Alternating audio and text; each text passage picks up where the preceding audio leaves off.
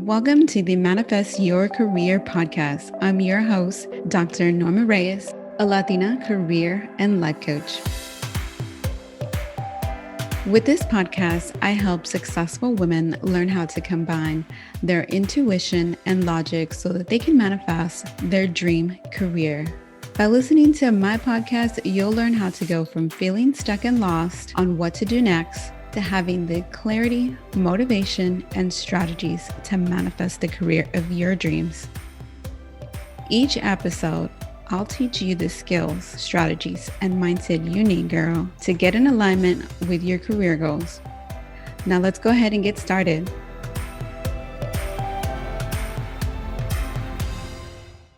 Hey everyone, welcome back. This is episode 16, and in this episode, I will be talking to you about balancing, quote unquote, your life. As a mom, it can feel really overwhelming to do it all, and everyone will tell you that you can't do it. Some people might tell you you can, so then you might start feeling like, so which is it? You can, you can't. And really, here's the thing. It's both. It's whatever you believe you can do. You'll be able to do it. Whatever you don't think you can, you won't. It's all mindset. A little bit of luck and lots of faith that everything will work out the way that it should. And being willing to ask for help and knowing that it's okay for things not to go as planned. So here's a little bit about me and my journey as a mom. At age 25, I unexpectedly became a mom. It was the summer of 2009. I was working 2 jobs. I can't help it, guys. I always have worked so much. There's something about always working. Maybe it's from my parents. If you have free time, you work. So it was summer of 2009, and I'd been accepted into my master's program for counseling. I was living life as I knew it then, and I didn't expect to get a call from Child Protective Services that my 4-year-old niece, who I hadn't seen in 2 years, needed to be picked up from the hospital. Now, I won't go into details there, but that day changed my life forever. I dropped everything. I picked her up. My mind was racing. What am I going to do with the 4-year-old? I didn't have anything for her. They didn't give me anything. And here I am walking out of the hospital with the 4-year-old, not having a clue what to do. And I'll be forever grateful for everyone that helped me along the way. So one of my sisters helped me with getting me started, giving me some of her daughter's clothes. My sorority sisters stepped in so many ways that I just am so grateful. Shout out to all of my sisters, Chi Epsilon Sigma. They really helped me during that transition. And not just with material things, but with advice too. Like asking, can a 4-year-old take a bath on their own? I mean, really, guys, I was seriously clueless. I had changed a handful of diapers my entire life, and I never really babysat anyone longer than a few hours. I mean, I watched my brother growing up. He's like 4 years younger than me, but that's totally different than having a child depend on you for everything. So what did I do? I suddenly had to think about how to manage raising a 4-year-old, work, and I was starting school soon. As I mentioned, right before getting my niece, I had been accepted into a master's program for counseling, and there was just no way I wasn't not going to keep going towards my goals. I knew that it all would work out. Even if I didn't know how, I figured it out along the way. I focused on the present, on what I could do at the moment, and I planned each week. Who would watch her while I was in class? Who would pick her up if I couldn't? And finally, what would we eat? And for those of you that don't know, I'm not much of a cook. So that was something new for me. I seriously could live off of sandwiches and cereal. So at the time that she came to live with me, I was living at my parents' house. Not them paying the bills, but me living in a house they owned and I paid all the bills. My mom was living her life and not really at home as much. It was a really nice setup. My brother living in the back house, me and my mom in the front house, but there's really not much space for a child. But I made it work. Having her really pushed me to get my own place with a friend. And then after 6 months of living in the most horrible rental, I decided to take the leap. So she, my now daughter, who's 16, it's unbelievable, pushed me into looking into buying a home. Something I hadn't really thought about at that time. I was 25 and just living life. Then a year later in 2010, after becoming a mom, I became a homeowner. Never did I really ever think that I would be a homeowner of a 4-bedroom, 2-bath home at age 26. In retrospect, everything seemed to have happened so quickly and fall into place. I mean, guys, I was making like $32,000 a year at the time. The home purchase was 142. I still can't even believe I was approved for a loan like that. It's right after the housing crash, market, something, another, I don't know. But it all worked out and just the way it was supposed to. It all fell in place. So at the time, did it feel like that?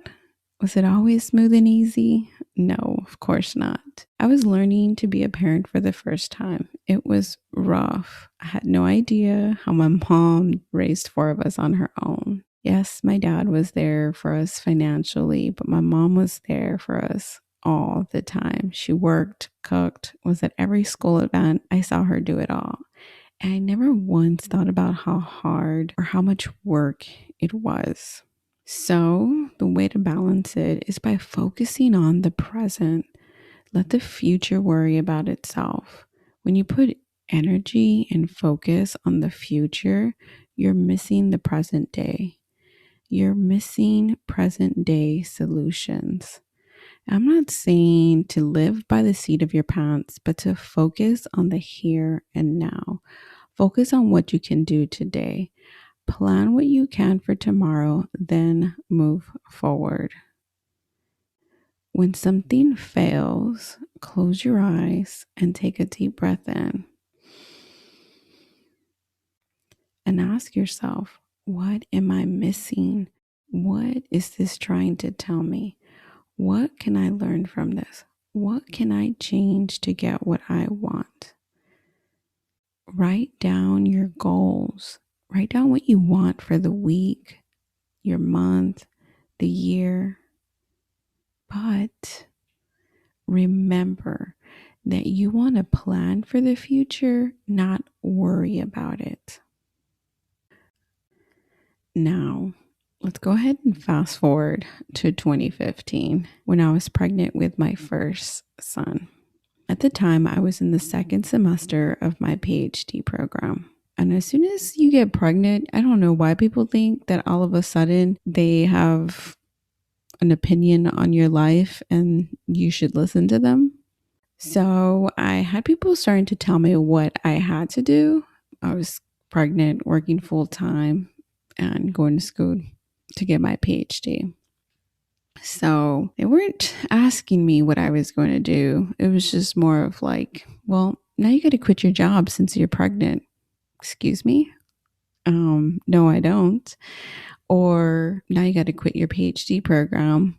No, I don't. So the thing is, my plan was not to put my life on hold.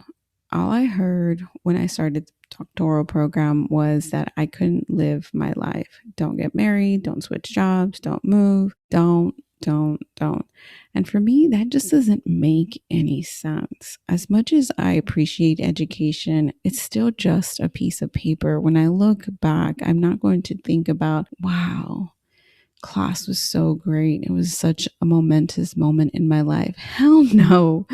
The moments with my family are the ones that I'm going to smile about. Why do I need to sacrifice my family time? And so for me, what made sense was to figure out how to do both. And I did. I was due in fall 2015, so my plan was take one course.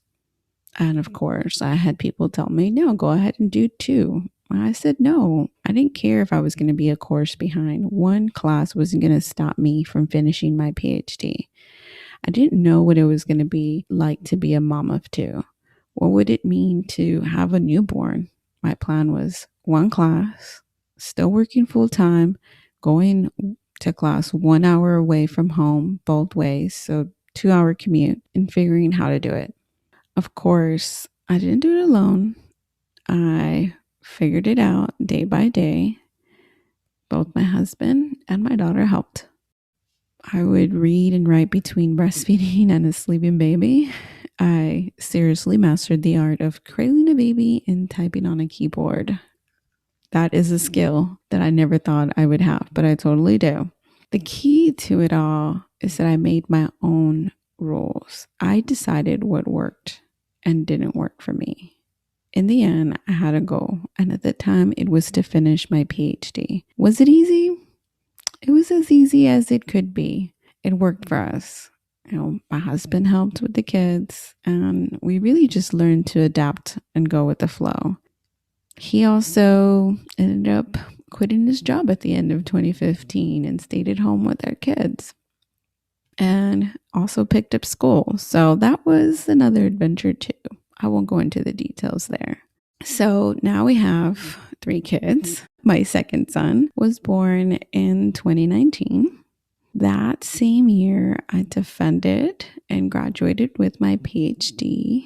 I like to say I had it all planned out, that he was born after I graduated in May, but that was just divine intervention. God helped me because he knew that I needed the time to get it done. So I defended April 1st with my pregnant belly and graduated with it too. And I had baby number 2, or baby boy number 2, August 2019. So I had both my boys during my PhD journey. When I was told, wait to have kids or wait to have your PhD.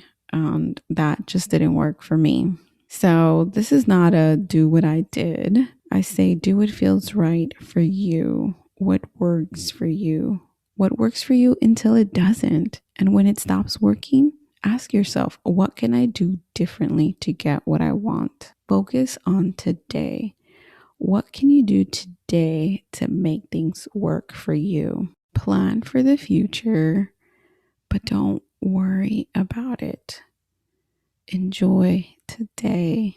Enjoy your kids. Enjoy the weather.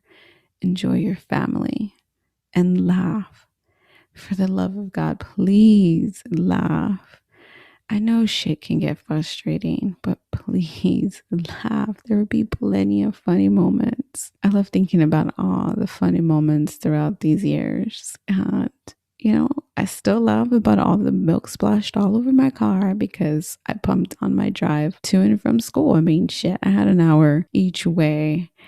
Pumping was the thing to do while driving. And if you can't think of a funny moment at the time, watch some funny videos, something to lift your mood, and then ask yourself, what can I do differently to make this work for me? Yes. So yes, you can do it all if you believe you can. Will it be easy every day? No, there'll be challenges, but you'll make it through. And remember, the challenges are there for you to remind you, to push you, and tell you something's not working. Because when you're in the flow, things just fall into place and they're not as challenging. So a challenge, a frustration, is just trying to guide you back in the direction that you need to get in. So when you face an issue that just feels so unmanageable, take a pause. Go somewhere different to think about a solution. Go outside, take a hike, go swimming, take a bath. Ask people for different suggestions. Just don't take it as solid gold, Take what feels right for you and decide what you're willing to try to get what you want. There'll be days you'll hit a wall. Do your best to get through them. A wall only means that you need to take a pause. Close your eyes, take a deep breath, and remember that everything will be okay. Remember, you can do this. So that's it for this week. See you on the next one. Thank you for listening to the Manifest Your Career podcast with me, your host, Dr. Norma Reyes, a Latina career and life coach.